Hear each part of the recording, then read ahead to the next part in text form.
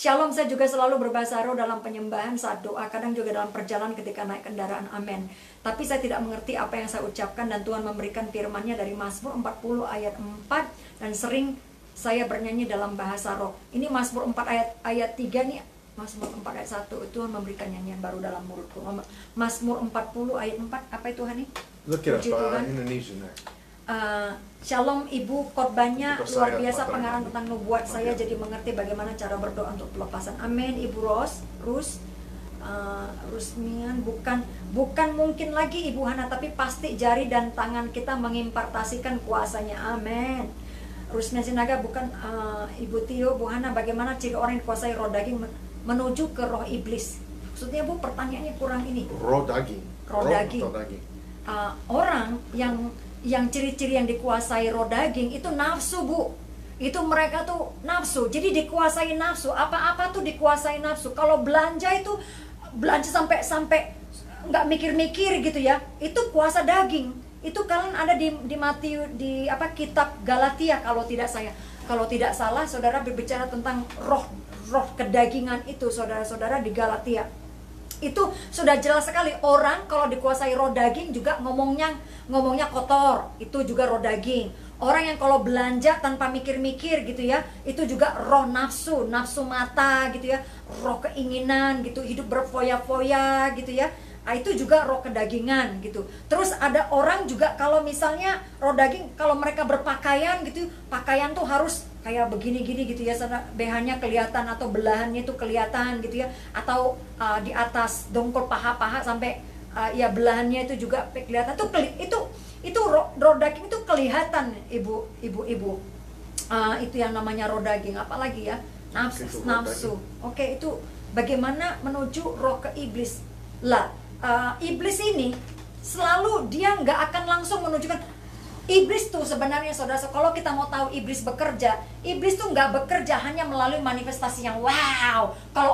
Karena kalau orang dimanifestasi semua kayak begitu, saudara, baru iblis bekerja, orang-orang udah pada kabur. Mana ada sih orang yang suka dengan orang yang kerasukan begitu kan, udah pada kabur. Tapi iblis itu seperti cerdik, seperti ular, saudara-saudara. Mereka tuh bermanifestasi seperti ular sampai kita tidak tahu kalau itu adalah sudah manifestasi iblis, saudara-saudara. Kalau itu ternyata ya, mana manifestasi iblis? Ya lewat kedagingan, saudara-saudara. Oke? Jadi itulah tanda yang paling jelas. Selamat hari Minggu, Kalau paman Dewi ke anak Ana. orang Kristen, mengapa bisa kerasukan? Nah, lagi-lagi kan mereka orang Kristen, maaf ya, bukan saya menjelekkan gereja. Mereka beribadah, pergi seminggu sekali ke gereja ya, tahu orang Batak ya. Terus tapi saudara-saudara, mereka pergi ke gereja, tapi kan mereka nggak bertumbuh, belum tentu. Opung saya rajin ke gereja, tapi dia masih menyembahkan penyembahan kepada roh orang mati. Opung saya tuh suka potong ayam gitu ya, nanti diambil gitu bagian yang bagus-bagusnya, ditaruh di dalam piring sesaji, terus nasi, terus air panas. Katanya air panas tuh kalau separohnya hitam dan dingin dan panas, berarti yang dinginnya itu, saudara-saudara, sudah dimakan sama opung. Nah, itu pernah terjadi di mata kepala saya sendiri, di mana saya tidur, saudara-saudara, di kamar tempat saya tidur. Itu saudara-saudara diberikan tuh persembahannya di sana, ditutup. Ayo, katanya gitu, kita mau memberikan persembahan kepada opung gitu. Saya kan waktu itu sudah mulai ngerti-ngerti sedikit, saudara, walaupun belum lahir baru. Tapi saya tahu karena baca buku itu, penguasa-penguasa gelap itu, jadi saya dibukakan sedikit supaya saya nggak termasuk. Untunglah Tuhan tahu caranya menyelamatkan saya sehingga saya tidak terlibat. Jadi katanya kalau sudah ditutup ya waktu itu, saudara. Jadi nggak heran, saudara-saudara. Jadi pada waktu saya tidur di rumah itu, saya sering melihat gitu ya, kayak kelinduran gitu loh, saudara. Kayak ada kayak tekanan gitu. Dan kadang-kadang saya ngeliat seperti kayak ada bayangan-bayangan hitam di situ, saudara-saudara. Kalau saya udah kayak kelinduran gitu, saya langsung teriak Yesus gitu. Karena apa? Di rumah, waktu saya pulang kampung di rumah opung saya itu, saudara-saudara, di kamarnya itu saya melihat banyak setan, saudara, dalam mimpi. Itu karena roh saya itu kan peka dengan hal-hal yang roh. Jadi kalau mimpi, wah, banyak setannya, saudara, macam-macam. Ada yang kepala, ada yang kepala hewan. Jadi saudara-saudara, jangan berpikir kalau orang yang sudah Kristen, orang pergi ke gereja, saudara, itu sudah bebas daripada dosa gitu ya. Tidak, kebalikannya, saudara-saudara. Tergantung orangnya, bukan kebalikannya gitu ya, saudara. tergantung orangnya. Jadi kalau orangnya nggak lahir baru, nggak hidup dalam firman Tuhan ya. Banyak berkat-berkat. Ya, gitu. Kristen itu gaya hidup sis, bukan soal agama tapi hidup dalam Kristus akan perintah Tuhan. Amin, amin, amin. Berdoa, Oke. berdoa dalam roh dan kebenaran maksudnya apa, Bu? Oke. Oke. We got Radna Rad. Bagaimana dengan Maleki? We skipping one? Ini berdoa dalam roh dan kebenaran, nanti saya bahas di dalam ruang doa ya Bu ya. Ini dulu ada Bapak Lim. Oke, Radna Rad. Bagaimana dengan Malaeki 3 ayat 10? You read it, please. Bawalah seluruh persembahan persepuluhan ke dalam rumah perbendaharaan, supaya ada persediaan makanan di rumahku. Dan ujilah aku, firman Tuhan semesta alam, apakah aku tidak membukakan bagimu tingkap-tingkap langit dan mencurahkan berkat kepadamu sampai berkelimpahan. Artinya kita memberikan perpuluhan ke rumah Tuhan di mana kita beribadah, kan Bu Hana? Siapa rumah Tuhan? Pertanyaan kan begitu Pak. Ayat ini ditulis dari zaman perjanjian lama, kan? Ada 3 perpuluhan di zaman itu. Satu dimakan sendiri kalau mereka orang Yahudi orang itu sendiri, dia sama keluarganya makan di Yerusalem karena 3 kali setahun minim dia harus ke Yerusalem untuk merayakan pesta-pesta Tuhan, perayaan Tuhan, misalnya Paskah, dia harus ke Yerusalem. Itu 1 perpuluhan mereka makan sendiri. Lalu ada yang kedua. Jadi perpuluhan yang dimakan oleh mereka sendiri, yang saya baru bilang. Yang pertama kepada suku Lewi sama imam. Imam dan mungkin suku Lewi juga. Kayaknya itu yang dia maksud di sini untuk bayar perpuluhan. Siapa yang penerima? Keturunan Harun. Bukan pendeta, bukan gereja, ini keturunan Harun. Perpuluhan apa? Perpuluhan dari tanah hasil Israel, tanah Israel. Tidak ada perintah di perjanjian lama, dan semua orang yang bukan Yahudi di mana-mana di dunia harus kirim uangnya, harus kirim 10% dari ladangnya ke Israel, ataupun uang cash. Sekarang kalau misalnya kita pertanian tanam tomat dan pergi ke gereja dan kita bawa 10% tomat kita dan taruh di offering ya. Di kotak persembahan kita taruh tomat-tomatnya di sana. Malah dimarahin pendeta ya, walaupun kita ikut syarat-syarat di perjanjian lama, kecuali kita ganti tanahnya dari Israel, kita bikin kepada gereja bukan kepada ada benar-benar rumah itu ada tempat di samping bait Allah di Yerusalem. Ada satu tempat yang bait Allah di Yerusalem di zaman Yesus, dia masuk ke bait Allah itu tempatnya di mana dia membersihkan. Ini bukan gedung gereja, ini satu tempat. Kalau ada orang lain membangun tempat lain untuk cari bait Allah, itu namanya high place. Tadi saya high place. Tempat tinggi? Tempat tinggi di Yerusalem. Mereka bikin membar yang lain yang mestinya tidak di zaman dulu. So itu maksud saya, ada konteksnya.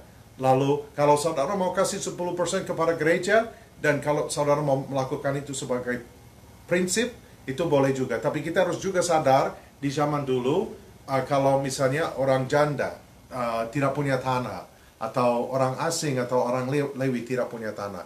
Kalau dia tidak punya tanah, dia tidak bisa bawa hasil 10% dari tanahnya. Dia bisa bawa hasil itu 0. Yang dia bisa bawa sebagai perpuluhan.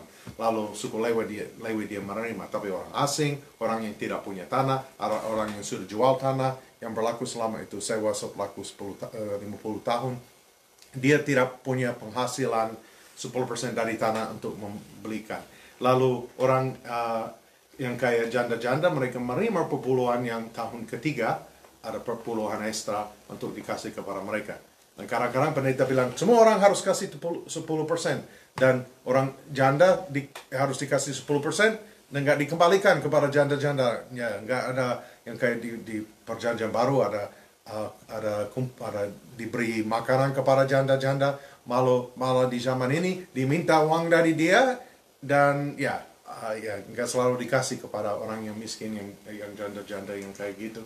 Lalu kita harus sadar juga, apakah kita harus maksa semua orang tidak boleh pakai pakaian campur, harus satu material. Orang makan daging babi lalu dia khotbahkan ini mengenai perjanjian lama juga.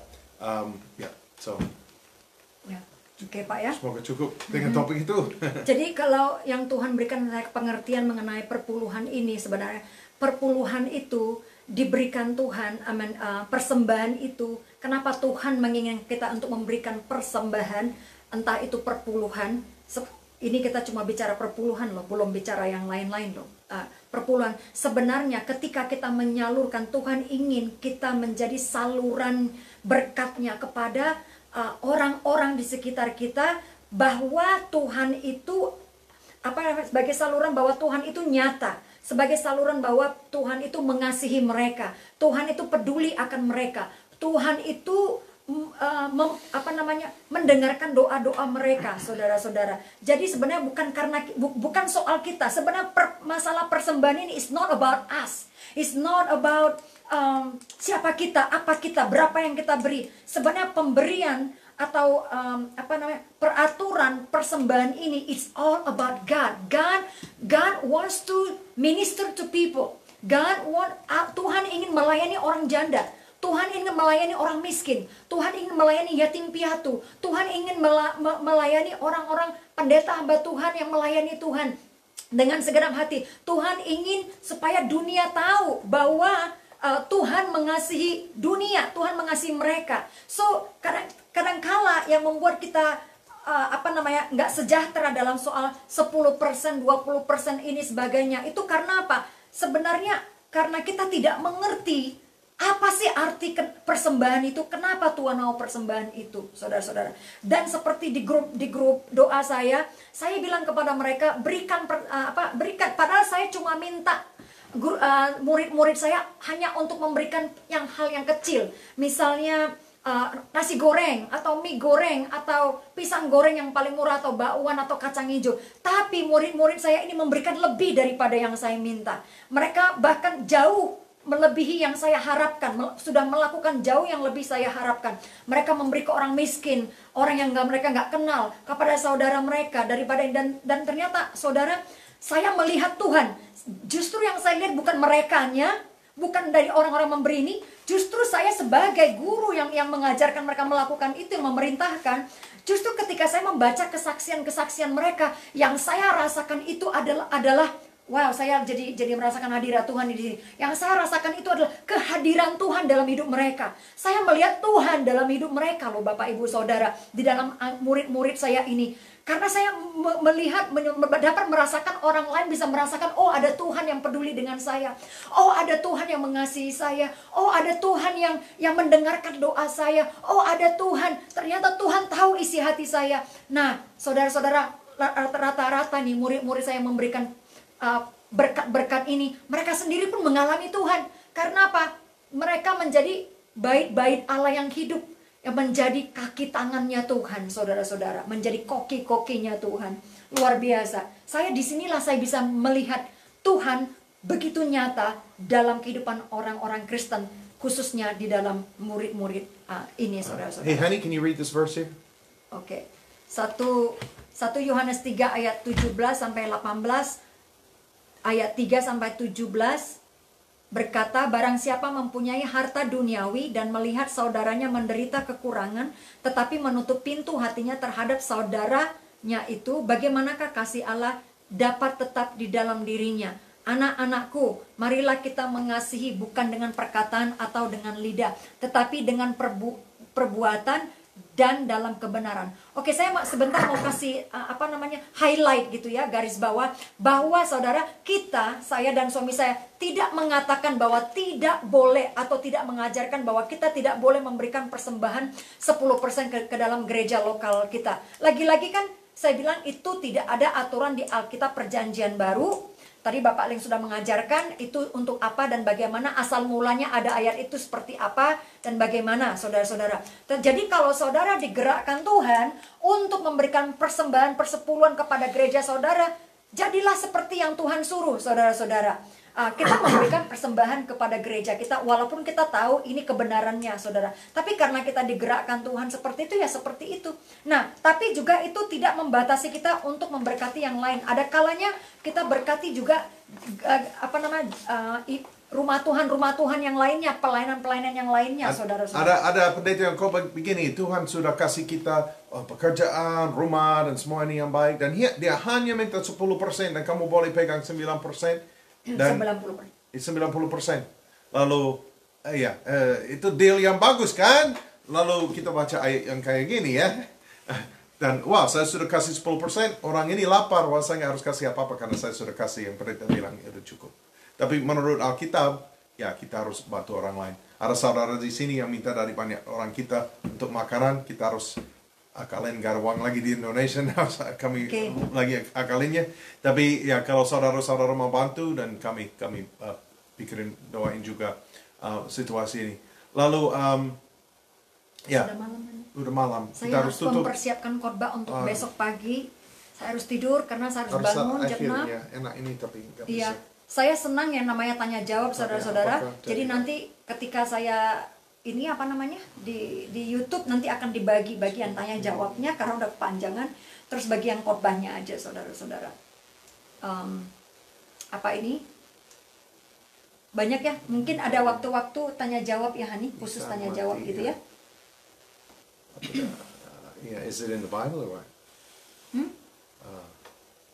Saya mau tanya, apakah kejadian, maksudnya fenomena alam yang dialami belahan dunia ini seperti gempa di Jepang, ikan mati dan lain-lain, apakah ini mengenai kedatangan Tuhan seperti yang dikatakan beberapa orang seperti mimpi kesaksian mereka? Tentu Pak, ini sudah dikatakan di Alkitab bahwa ada juga ya di dari Alkitab, ikan mati di Alkitab, ada tapi itu lebih besar kayaknya. Yang di sebagian dunia. Air di dunia jadi tanah atau apa? Bapak Ibu Saudara masih panjang nih, masih banyak nih ya yang setia. Jadi tambah besar. Maaf saudara-saudara, kami udah 3 jam di sini. Lebih mungkin saya nggak tahu berapa. Nah, nanti sore malam jam 7 waktu Indonesia, saudara-saudara, waktu jam 6-nya pagi di sini ya. Jadi saya ini di sini sudah jam 12:30 pagi nih. Hanya 12:30.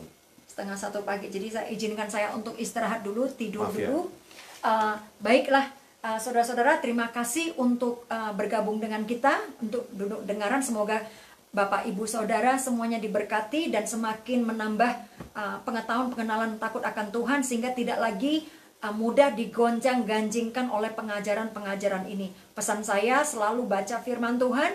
Roh Tuhan, Roh Kudus sudah ada pada kita, dan Tuhan akan memberikan kita roh hikmat, pengetahuan, dan mengenal kepenuhan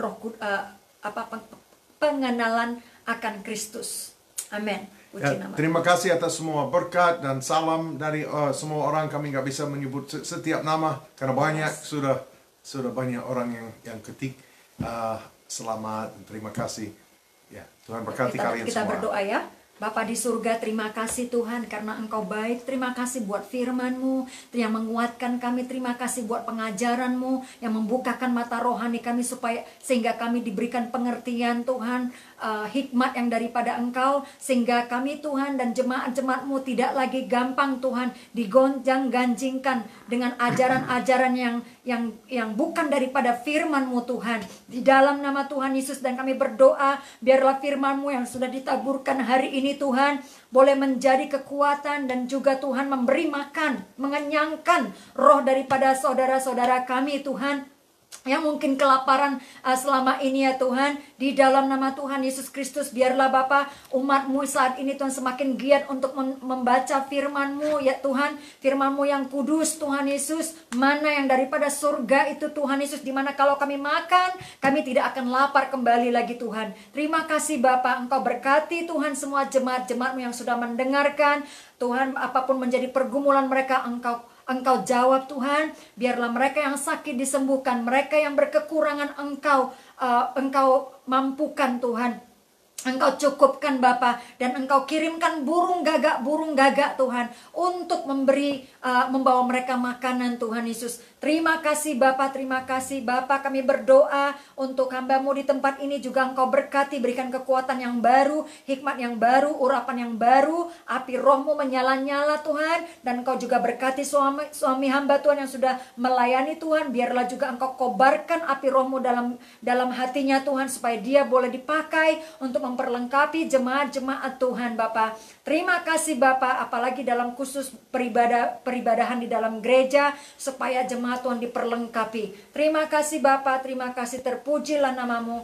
Di dalam nama Tuhan Yesus Kristus kami berdoa, haleluya. Dan saya mau Amen. minta agar engkau menguatkan suara istriku Amen. untuk bisa bicara supaya enggak jadi serat suaranya Tuhan. Saya minta berkat atas semua orang yang lagi nonton dan ya, terima kasih Tuhan atas semua berkat-Mu dan kebaikan-Mu dalam nama Tuhan Yesus. Kami berdoa dan bersyukur. Amin. Amen. Saudara-saudara, saya mau bilang juga nanti mereka boleh ikut grup. Ya. Ya, kita bisa taruh, semoga kalau Tuhan berkenan dan kita mengerti caranya, kita bisa taruh linknya untuk grup doa. Lalu for the faith, untuk saya mengajar lebih lanjut mengenai pertanaman gereja dan cara beribadah. Lalu apalagi yang saya bilang, saya mau memberi 1 Korintus 12 harus kasih pengajaran mengenai itu. Lalu ada juga apa ayat itu yang kamu rasa dari Tuhan buat kamu dari Mazmur mengenai pelayanan penyanyi? Oh iya. Quote that verse. Oh, waktu saya 30 tahun yang lalu saya diberikan firman Tuhan dari Mazmur 40 ayat 1. Tuhan memberikan nyanyian baru dalam mulutku, banyak orang yang melihatnya dan menjadi takut lalu percaya kepada Tuhan. Jadi pada waktu itu saudara, saya punya panggilan yang daripada Tuhan. Dia katakan bahwa suatu saat engkau akan menjadi penyanyi buat Tuhan. Jadi karena dulu cita-cita saya waktu kecil tuh mau menjadi penyanyi terkenal, mau menjadi bintang film, saudara-saudara. Tapi Tuhan menangkap saya. Jadi saya berdoa, Tuhan kalau saya bisa main gitar, saya akan menyanyi buat Tuhan saja. Saya bernazar, saudara-saudara. Kalau saya bisa main gitar Tuhan, saya akan menyanyi buat Tuhan saja. Pada suatu hari akhirnya saya belajar main gitar dan saya akhirnya percaya bahwa Tuhan memanggil saya untuk menjadi penyanyinya Tuhan, pemazmurnya Tuhan. Nah, sejak saat itu saudara, mulai dari tahun sejak ada gempa di Jepang, pada waktu itu saudara-saudara, saya mulai membuat lagu-lagu rohani, dan sampai saat ini saya sudah menulis lebih daripada 100 lagu, dan baru awal-awal tahun inilah saya bisa merilis lagu tersebut. Saudara-saudara, jadi tahun terakhir atau tahun ini? Awal lagu pertama itu lagu Natal dari tahun 2019, saudara-saudara. Nah, itu lagu pertama. Nah, tapi satu album yang saya lagi doakan itu untuk dibuat itu di awal tahun ini. Semuanya tahun ini merupakan tahun Raja Wali loh, saudara-saudara. Jadi Tuhan bilang, Hana, tahun 2020 adalah merupakan tahun Raja Wali. Itu tahun dimana engkau membumbung. Saya nggak ngerti pada waktu itu, saya bersuka cita saja, tapi ternyata Tuhan menggenapinya, saudara-saudara. Musik-musik saya terjadi, saya mulai merilisnya, dan saat ini tadi saudara-saudara bukan sebenarnya waktunya, kemarin saya sudah mendapatkan lagu yang terakhir, Haleluya Kau Allahku. Jadi jangan lupa saudara-saudara untuk likes atau klik di subscribe di Hana Hudson Music YouTube, atau bisa dilihat di share Spotify juga ya, biar banyak orang diberkati. Spotify dan juga di iTunes, pokoknya semua platform musik. Cari Hana Hudson Music, itu lagu-lagu saya ada di sana. Cuma baru berapa lagu ya, 3 lagu apa 4 lagu. Dan kalau saudara mau bisa share di Facebook yang dari YouTube ya, supaya memberkati banyak orang, karena itu visi dia mau memberkati banyak orang dengan lagu-lagu ini. Ada satu lagu bahasa Indonesia yang sangat enak didengar, yang Yesus Kau Selalu Ada. Ada beberapa lagu bahasa Inggris sudah keluar juga. Dia bikin lagu dalam bahasa Spanyol satu juga, yang satu lagu 3 bahasa diterjemahin. Lalu doakan saya juga, saya mau keluarin buku Gereja Rumah. Doakan saya selesai, saya lagi edit yang bahasa Inggris, nanti saya harus keluarin yang bahasa Indonesia. Dan tolong doakan musiknya dia, kalau kami boleh minta tolong dalam doa. Jadi ini namanya saling melayani gitu, saling menguatkan. Dan doakan pelayanan kami. Saling biar mendoakan. kami Tadi kita ada pendoa keberanian, didoakan gitu. Ya. motivasi. Ya. Apa? Sekarang tadi kan kita sudah melayani. Nah sekarang kita minta mereka Minta untuk mendoakan tolong, kita. ya. Gitu. Jadi praktek langsung gitu ya. Iya, Pak. Oh iya. jadi mesti gereja tuh memang seperti itu ya Banyak saudara-saudara. pendoa ikut di sini sama numpang minta doa. Nah banyak, mumpung banyak pendoa-pendoa kan Pak. Itu murid-murid saya Tuhan. Iya, betul. Ya. Jadi sekarang jadi pede banget kalau minta doa saudara-saudara, ini pendoa laskar-laskarnya Tuhan. Jadi saudara memang demikian, Tuhan bilang bahwa lewat lagu-lagu saya itu banyak orang akan menjadi takut lalu percaya kepada Tuhan. Itulah yang membuat saya tuh pantang mundur saudara-saudara, sampai kadang-kadang satu lagu tuh habisnya 40 juta saudara-saudara. Tapi Pak, lagi-lagi ingat Tuhan, satu nyawa, satu jiwa tuh lebih daripada 40 juta Tuhan. Nah itu Tuhan firman Tuhan berkata, kalau satu orang bertobat, seisi dunia, seisi malaikat, seisi surga, saudara-saudara, bertempik sorai, saudara-saudara. Kami nggak kaya juga, tapi Tuhan iya, mencukupkan. kita bahkan juga saya udah nganggur bukan orang setahun, kaya. lalu bisa keluarin. Dalam keadaan nganggur 1 tahun, saudara-saudara, setelah itu bisa melahirkan lagu-lagu. Jadi memang ekonominya Tuhan tuh luar biasa, saudara-saudara. Tidak ada yang mustahil kalau kita benar-benar melakukan pekerjaan Tuhan. Amin. Amin. Itu kamu Ada orang tekan bilang betul. amin, mestinya kita tekan finish ya. Oke. Terima Berberkati. kasih, Tuhan memberkati Bapak Ibu Saudara Memberkati. sekalian. Sampai ketemu jam 7 malam nanti ya, kita akan belajar tentang Raja Wali. Kalau Tuhan berkati.